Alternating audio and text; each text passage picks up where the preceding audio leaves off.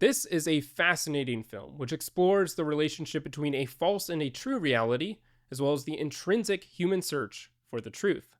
As one character in the film explains, we accept the reality of the world with which we are presented.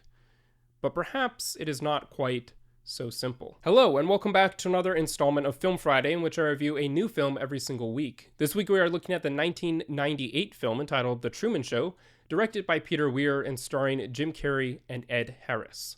Let's get into it. The film follows a middle-aged businessman by the name of Truman Burbank who lives in the quiet coastal town of Sea Haven. He goes about his daily life following a simple and ordinary routine, but suddenly strange things begin to happen around him. For instance, a light fixture falls from the sky onto the ground in front of him. The radio broadcast begins describing his exact movements, and his father, who he long believed to be dead, makes a sudden and surprise reappearance before being forcibly removed. Slowly, Truman begins to piece these various clues and more together and becomes convinced that, for whatever reason, the world is revolving around him. His wife and best friend laugh it off, telling him that he's just going through a midlife crisis and even labeling him as schizophrenic when he refuses to drop it. Now, the ideas behind this film are quite interesting because they present us with an important exploration of man's necessary thirst for truth. Yes, it is the case that Truman did spend many years in quiet acceptance of the lies presented to him,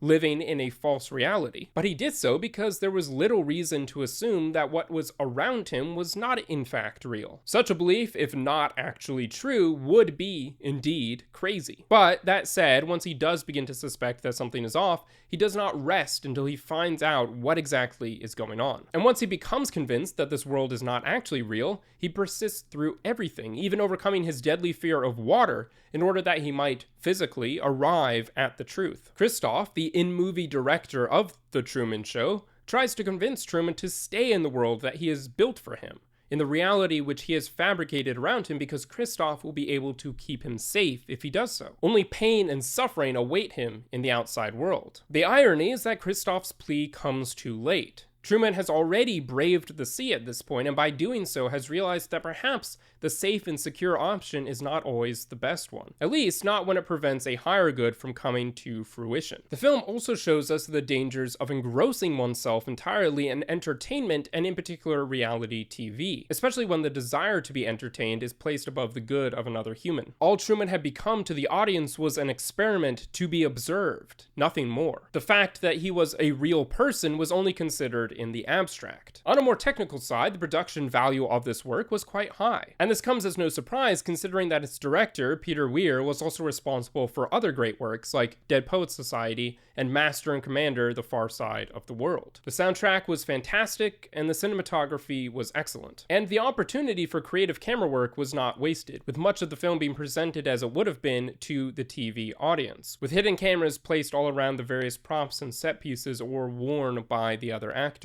When considering the story as a whole, I did find that there were some pacing issues, especially towards the beginning of the film. Certainly, the idea was intriguing enough that it could have warranted a longer film, and I think more work could have been done to set up the world in which Truman lived, so that the viewer and the audience might become more settled into that reality before Truman begins to discover the truth about where he is. But truly, it was an excellent film overall. With that being said, thank you so much for watching, and be sure to comment your own thoughts on this film below, and don't forget to subscribe for more movie commentary and reviews.